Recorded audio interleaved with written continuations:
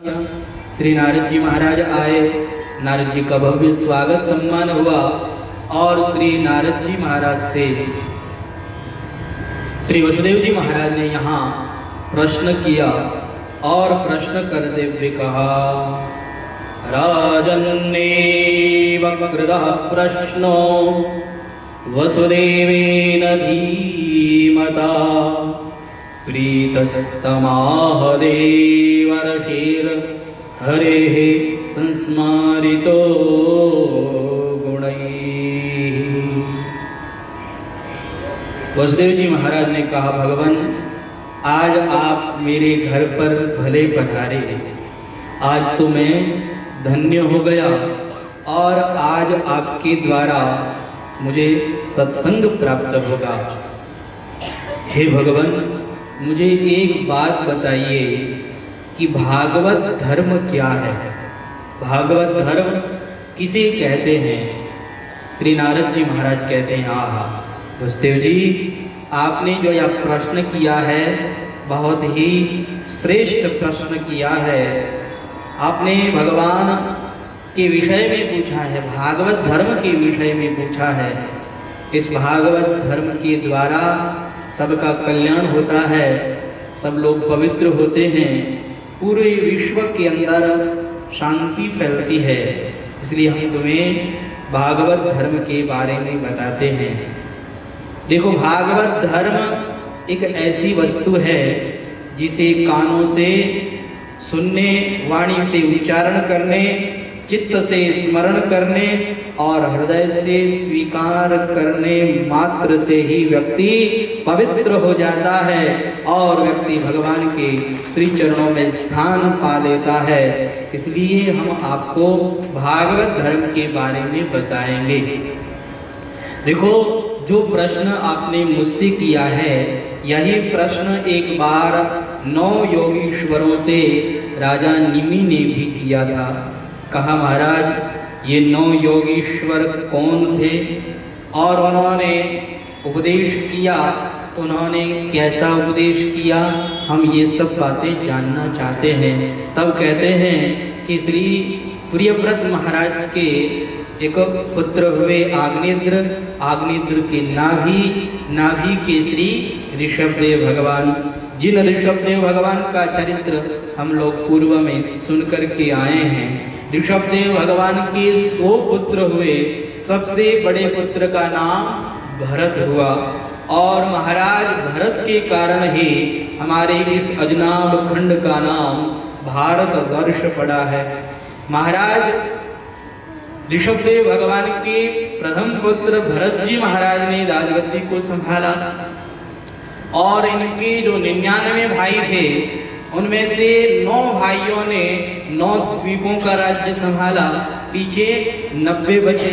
अब 90 में से 81 तो ब्राह्मण हो गए, क्षत्रिय से ब्राह्मण बन गए, उनके सबके कर्म ब्राह्मणों जैसे हो गए।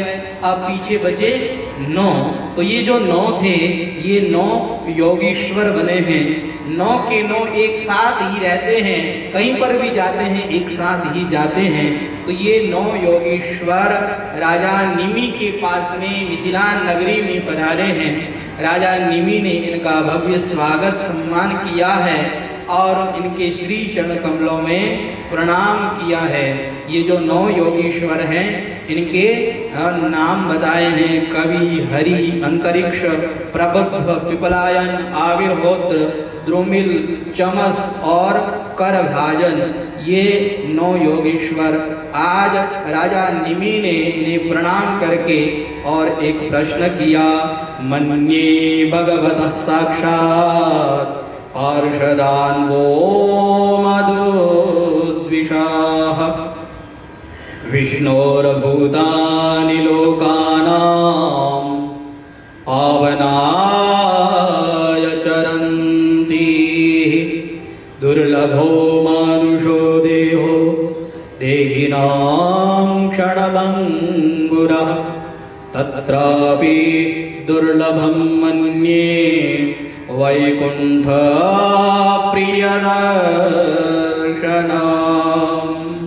विदेहराज निमि ने कहा, भगवान मैं ऐसा समझता हूँ कि आप लोग भगवान मधुसूदन के ही पार्षद हैं, क्योंकि आप भगवान के पार्षद हैं, संसारी प्राणियों को आप पवित्र करने वाले हैं।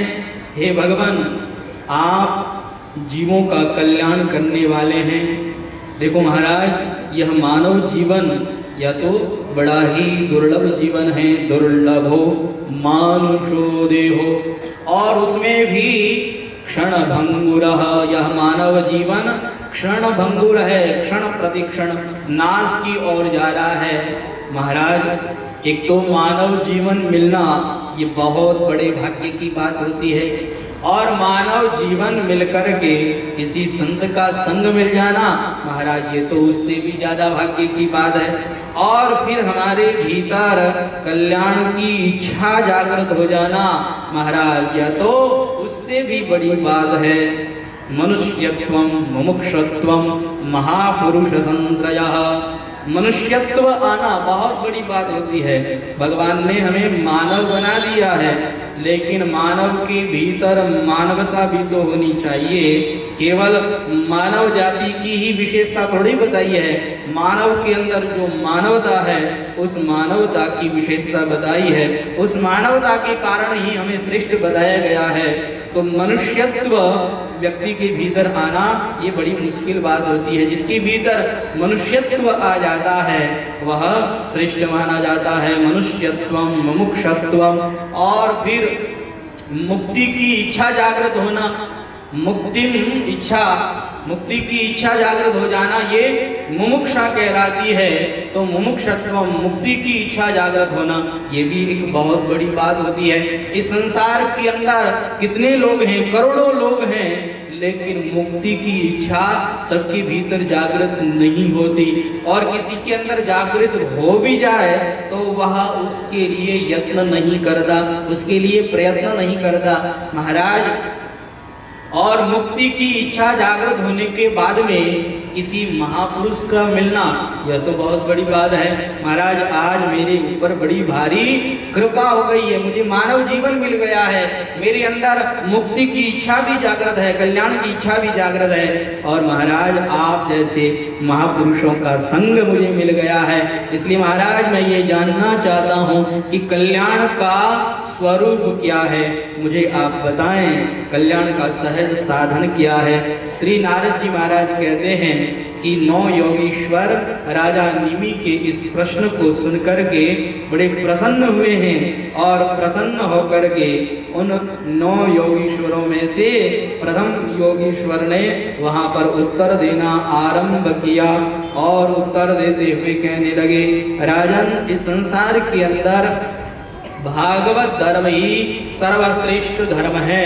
जो व्यक्ति भागवत धर्म का अवलंबन कर लेते हैं, उनका आश्रय ले लेते हैं, उन्हें इस संसार के अंदर किसी तरह की विघ्न बाधा नहीं होती है, और वो इस संसार के अंदर निर्भय होकर के दौड़ते रहते हैं, उन्हें किसी तरह का कोई भय नहीं रहता है।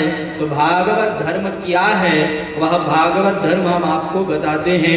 ध्यान पूर्वक श्रवण करना। कायेन वाचा मनसेन्द्रियैर्वा बुद्ध्यात्मना वानुसृत स्वभावात् करोति यद्यत् सकलं परस्मै नारायणायेति समर्पयेत्। शरीर से, मन से, वाणी से, बुद्धि से जो भी हम कर्म करते हैं, सब के सब कर्मों को भगवान के अर्पित कर देवे। संपूर्ण कर्मों को भगवान की पूजा माने। जो भी हम कर्म कर रहे हैं भगवान के लिए कर रहे हैं, भगवान को अर्पित करके संपूर्ण कर्मों को करना चाहिए। जो भी कर्म करें सबका सब भगवान के लिए कर रहे हैं। हमने आपको पंचामृत सुनाया था, पंचामृत में 5 अमृत तुल्य वाक्य हैं। इन अमृत तुल्य वाक्यों को अगर आप अपने जीवन में उतार लेते हैं तो आपका जीवन अमरता को प्राप्त कर लेता है। आपके जीवन में सदा सदा के लिए दुख समाप्त हो जाता है, अशांति मिट जाती है। तो वह पंचामृत क्या है, ध्यान पूर्वक सुने। हम भगवान के ही हैं। प्रथम वाक्य, भगवान के साथ संबंध बना ले में केवल और केवल भगवान ही हमारे अपने हैं और हम जहाँ भी रहते हैं भगवान के ही दरबार में रहते हैं। यह नहीं माने कि हम अपने घर में रहते हैं, हम पाली में रहते हैं, हम आदर्श नगर में रहते हैं, हम बापू नगर में रहते हैं, हम जनता कॉलोनी में रहते हैं, यही हमारा घर है। नहीं नहीं, ये हमारा घर नहीं है। अरे भैया, हम जहाँ भी रह रहे हैं वह भगवान का ही दरबार है। हम भगवान के दरबार में रहते हैं, सदा हम भगवान के दरबार में रहते हैं। और हम जो भी शुभ काम करते हैं भगवान का ही काम करते हैं। हम अपना काम नहीं करते हैं, भगवान का काम करते हैं। शुद्ध सात्विक जो भी पाते हैं भगवान का ही प्रसाद पाते हैं। हमें हमेशा यही मानना चाहिए कि जो भी पा रहे हैं भगवान का ही प्रसाद पा रहे हैं। आजकल लोगों की भाषा बिगड़ गई है। लोग कहते हैं महाराज हम खाना खा रहे हैं। अरे भैया, आपको पता है खाना किसको कहते हैं? आप लोग कहते हो ना कि वो तो खाना खाता है, वह बाहर वाला खाना खाता है। अब बाहर वाला भीतर वाला दोनों को खाना ही बोल रहे हो क्या? बाहर वाला खाना क्या है? जो आप बाहर वाला खाना कह रहे हो वही खाना होता है। जो हम पाते हैं वह तो भगवान का प्रसाद है। हमें अच्छी भाषा बोलनी चाहिए। खाना ये शब्द अपने को यूज में ही नहीं लाना चाहिए, खाना बोलना ही नहीं चाहिए। खाना ये गलत शब्द है। मांस के लिए खाना कहा जाता है, अभक्ष्य भक्षण जो किया जाता है वह खाना कहलाता है। अरे हम तो भगवान का प्रसाद पाते हैं, उसको खाना बोल करके उसे अपवित्र क्यों करते हैं? खाना नहीं बोलना है, अपनी भाषा को सुधारिए। आपको खाना नहीं भोजन बोलना है, और भोजन से भी अच्छा शब्द है हम भगवान का प्रसाद पा रहे हैं।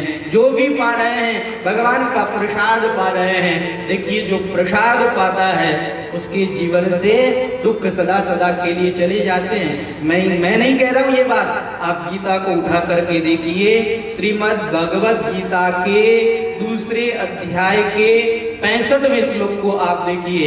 उसके अंदर भगवान लिखते हैं, प्रसादे सर्व दुःखानां हानिरस्योपजायते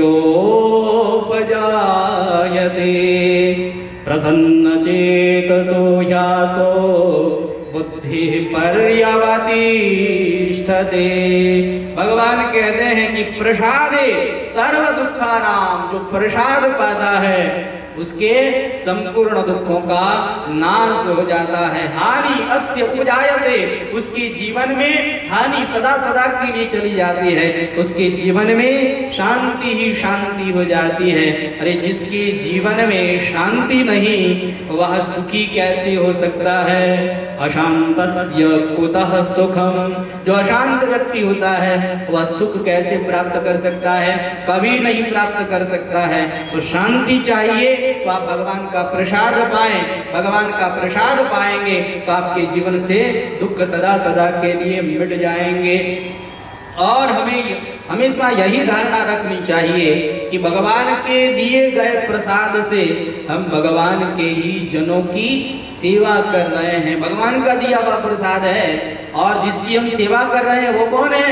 वो भी भगवान के ही जन हैं, वो कोई दूसरे नहीं है, भगवान के ही जन हैं। बिल्कुल अभिमान न करें और जिसकी हम सेवा कर रहे हैं उसे अपना न माने, उसे भगवान का जन माने। भगवान के नाते सब हमारे अपने हैं, इसलिए उनकी सेवा करें। तो यह 5 अमृत तुल्य बातें हैं। इन अमृत तुल्य बातों को याद कर लीजिए और अपने जीवन में उतार लीजिए। आपका जीवन अमरता को प्राप्त कर लेगा। आपके जीवन में सदा सदा के लिए दुखों का नाश हो जाएगा। एक बार हमारे पूज्य महाराज श्री से किसी ने पूछा और कहा कि महाराज एक बात बताइए, हम इस संसार के अंदर रहते हैं तो महाराज हमें बड़ी टेंशन रहती है, हम बड़े अशांत रहते हैं, महाराज ऐसा कोई उपाय बता दीजिए जिससे कि हमें शांति मिल जाए।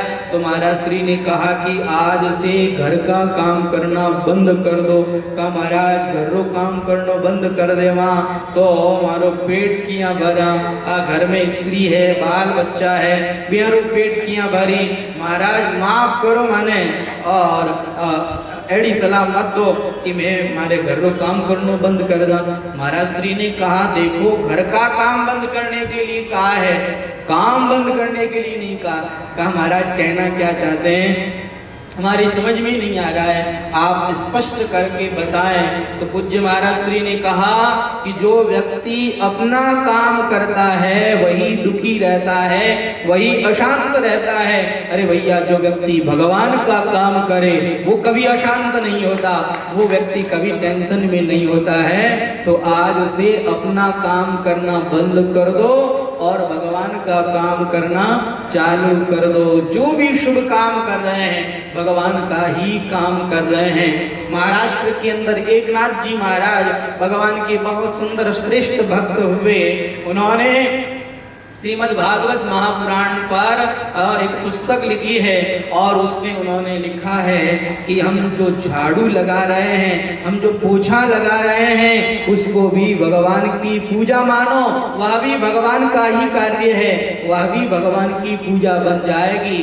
प्रत्येक कार्य आप भगवान की प्रसन्नता के लिए कर रहे हैं, अगर ये भावना हो जाए तो आपका प्रत्येक कार्य भगवान की पूजा बन जाएगा।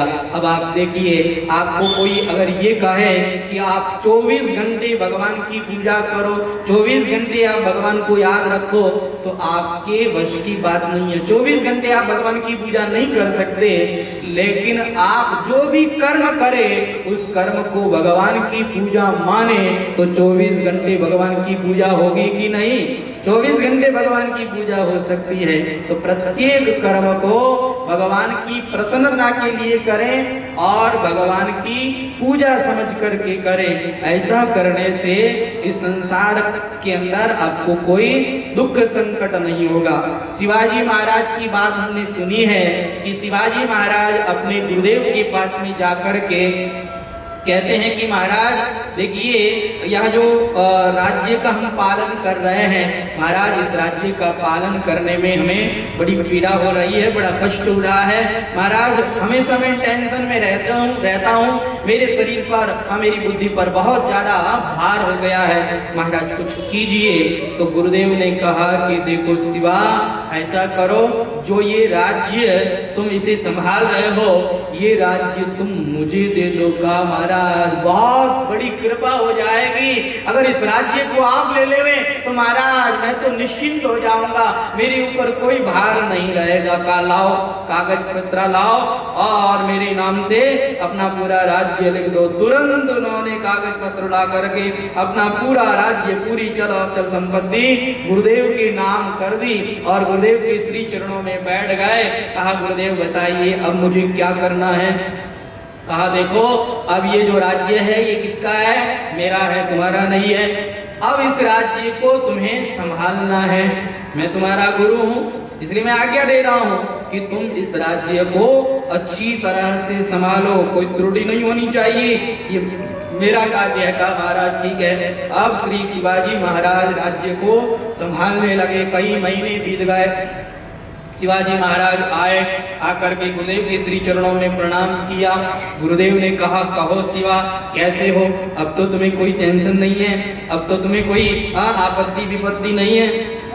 कहा नहीं महाराज अब मुझे कोई टेंशन नहीं है महाराज, अब तो मुझे बहुत खुशी मिलती है, बहुत आनंद मिलता है। मेरे मन में आता है कि मैं तो अपने गुरुदेव का कार्य कर रहा हूँ, मैं अपने गुरुदेव का राज्य संभाल रहा हूँ। महाराज मुझे बहुत प्रसन्नता होती है। कहा शिवा एक बात बताओ, पहले जैसे राज्य कर रहे थे वैसे ही कर रहे हो या फिर कुछ फर्क आया है? कहा महाराज जैसे पहले कर रहा था वैसे ही कर रहा हूँ। तो कहा भैया पहले तुम्हें टेंशन होती थी, अशांति होती थी, बड़ा भार महसूस होता था, और अब तुम्हें हल्कापन महसूस होता है, अब तुम्हें आनंद मिलता है, शांति मिलती है। इसका क्या कारण है? जैसे राज्य पहले कर रहे थे वैसे ही कर रहे हो, लेकिन पहले दुख और अब सुख, ऐसा क्यों? कहा महाराज ये तो मैं नहीं जानता, आप ही बता दीजिए। कहा देखो शिवा, तुमने मान्यता बदल दी है। पहले ये मान्यता कर रहे थे कि मेरा राज्य है, मैं अपना राज्य संभाल रहा हूँ, और अब तुम्हारी ये भावना हो गई है कि ये गुरुदेव का राज्य है, गुरुदेव का काम कर रहा हूँ। तो केवल मान्यता बदलने मात्र से तुम्हें सुख हो गया, तुम्हें आनंद हो गया।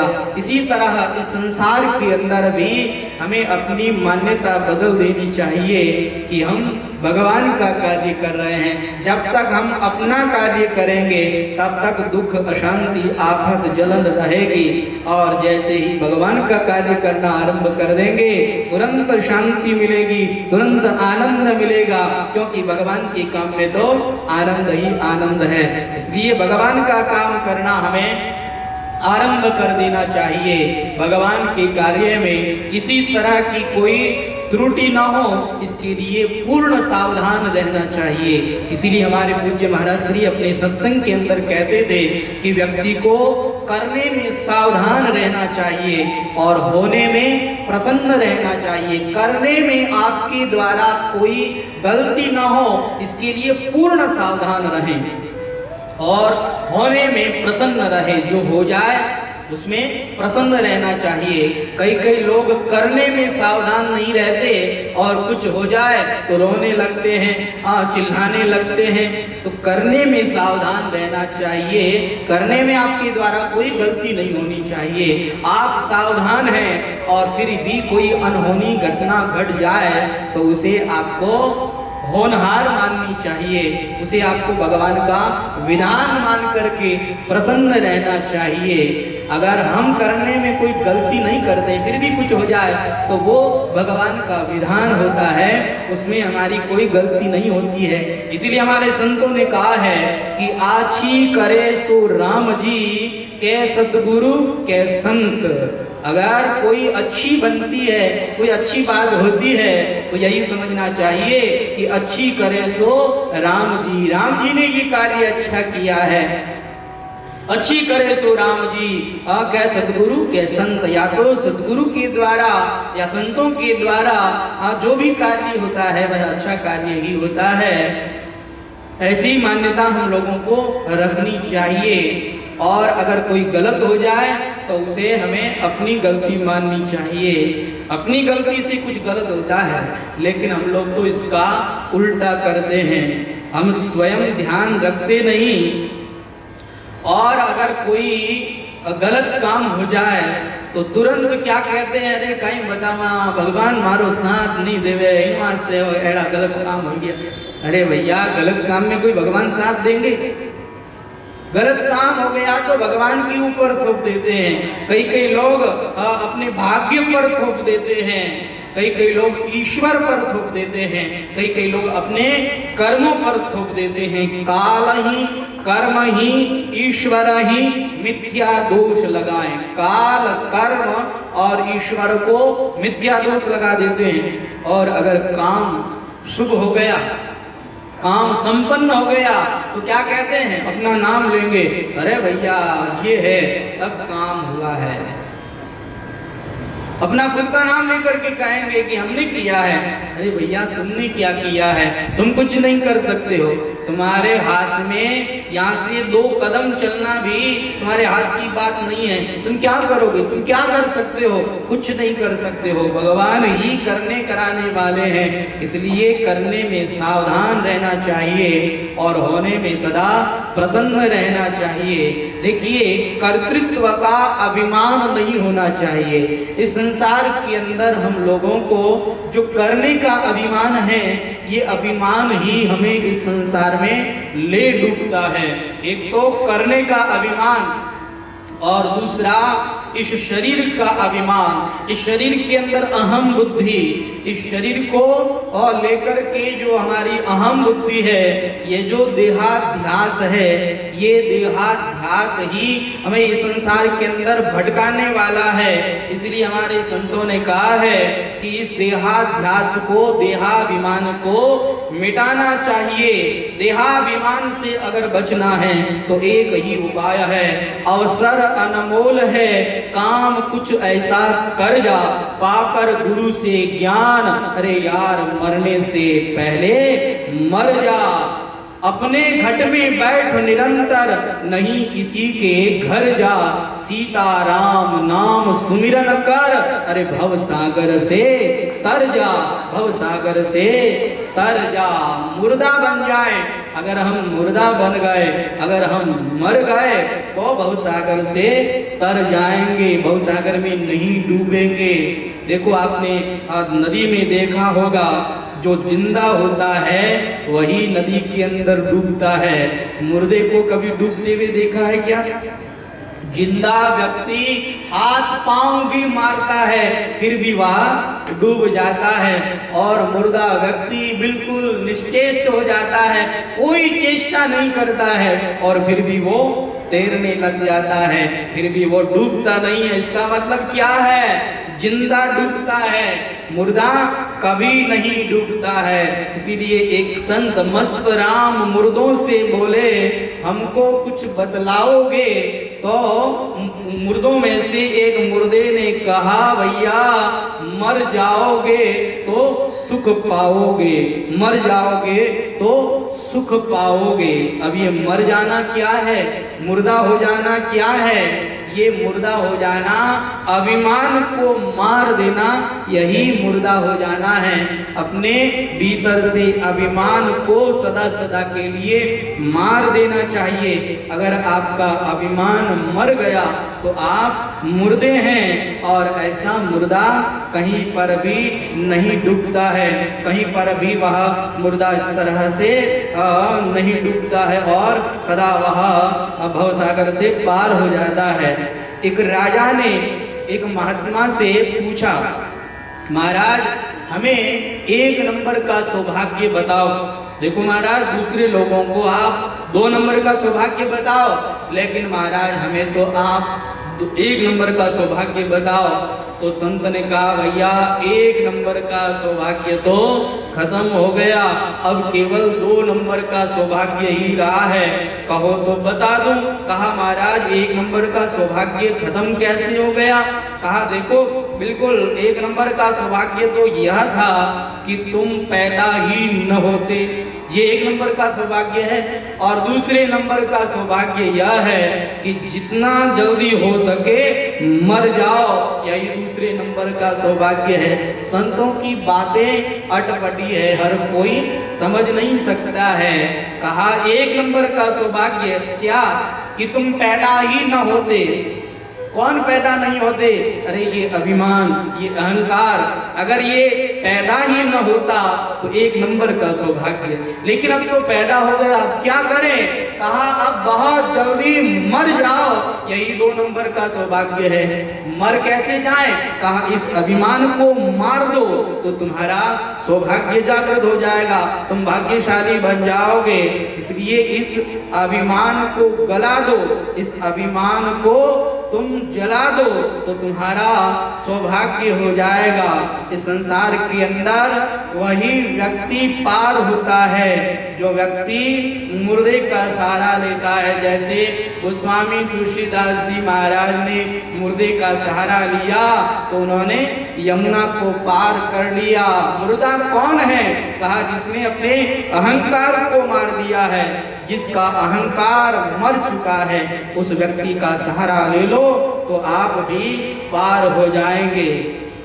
एक व्यक्ति बड़ा चालाक था, मूर्ति बनाने वाला।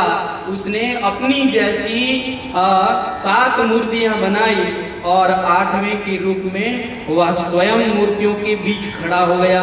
एक ज्योतिषी आया, उस ज्योतिषी ने कहा कि देखो भैया, तुम्हारी मौत नजदीक आने वाली है, यमदूत तुम्हें लेने के लिए आने वाले हैं, अब क्या करोगे? कहा महाराज मैं तो यमदूतों को भी धोखा दे दूंगा। कहा यमदूतों को धोखा?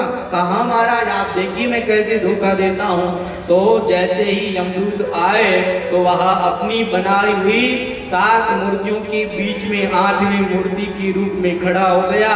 अपने श्वास को उसने रोक लिया। यमदूत आए और आकर के कहने लगे भैया हम जिस व्यक्ति को लेने के लिए आए हैं उसके जैसे तो ये 8 खड़े हैं, अब 8 में से हम किसको ले जाएं? यमदूत भी मार खा गए और यमदूत वहां से बिना उसे ले जाए वापस लौट गए। आज पहली बार ऐसा हुआ कि यमदूत खाली हाथ लौट गए। यमराज जी को आकर के कहा तो यमराज जी ने कहा भैया तुम्हें एक उपाय बताता हूँ, उस उपाय को काम में लो तो वो व्यक्ति तुम्हें मिल जाएगा।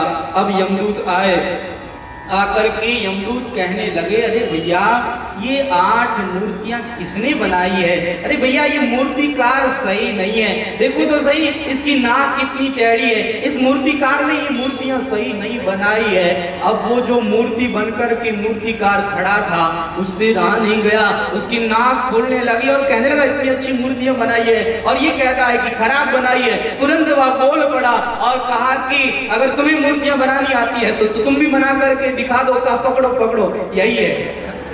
तुरंत वह पकड़ में आ गया।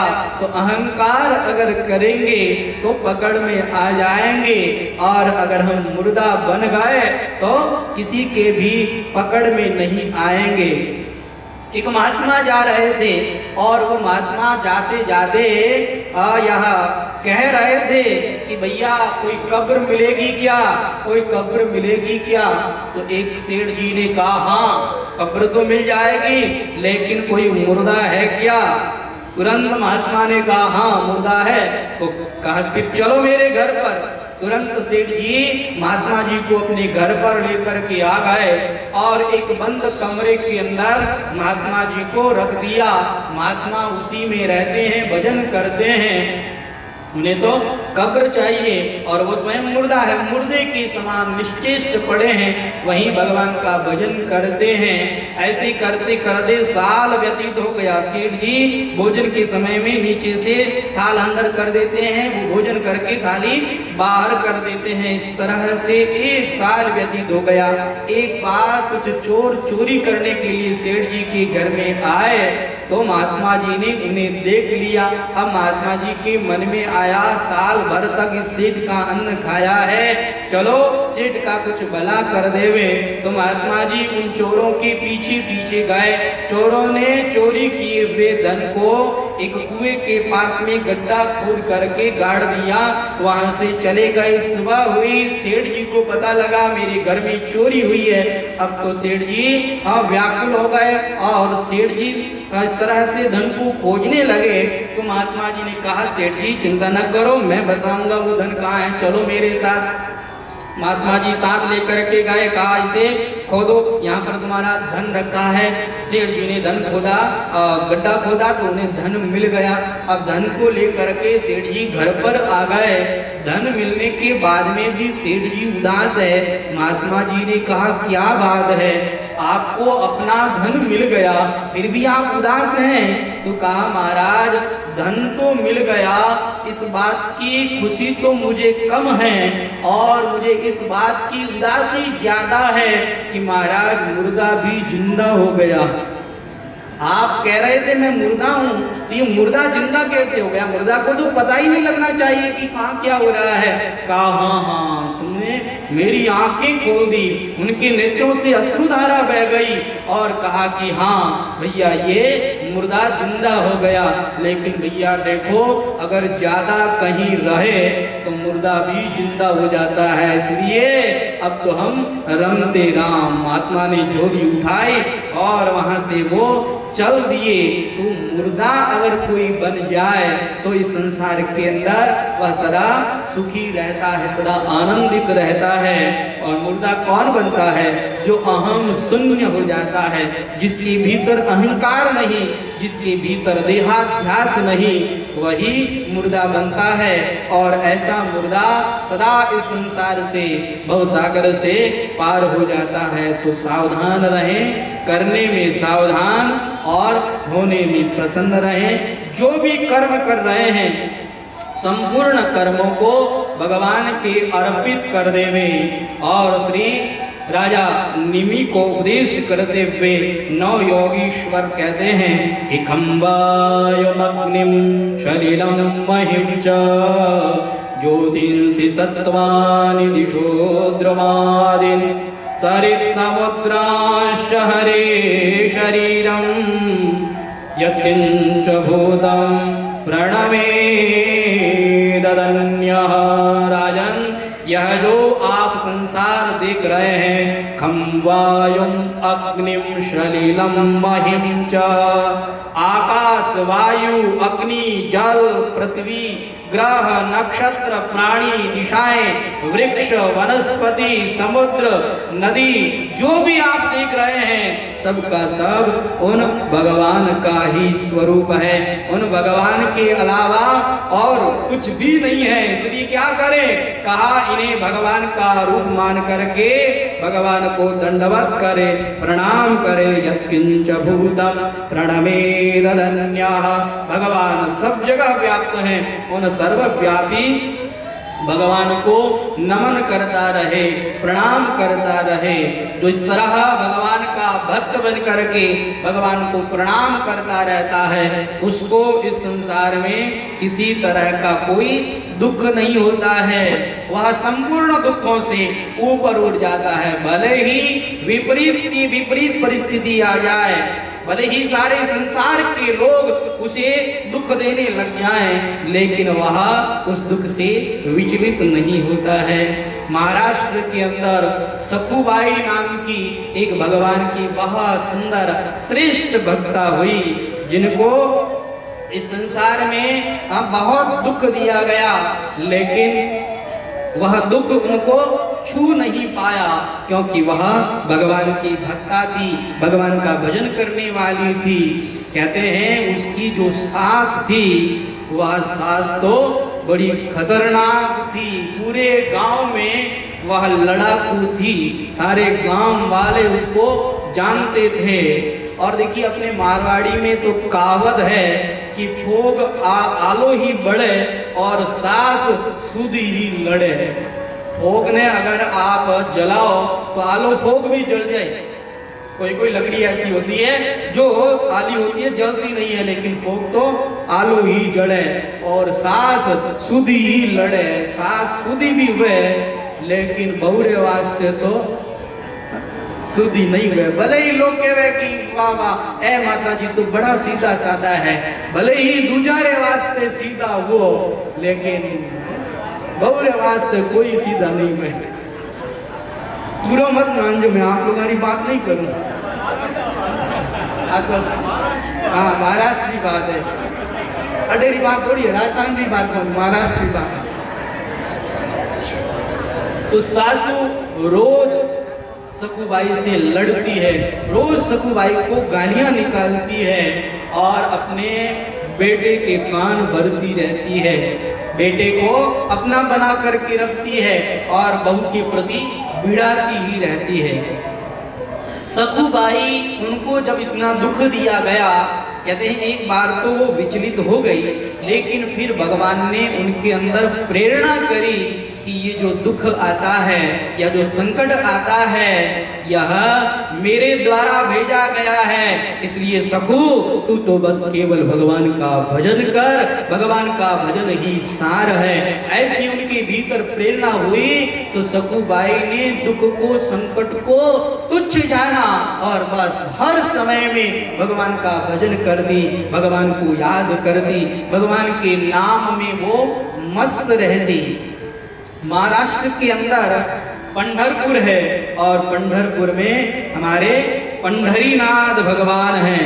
वो पंढरीनाथ भगवान, उनका दर्शन करने के लिए दूर दूर से भक्त लोग आते रहते हैं, भक्त लोग पधारते रहते हैं।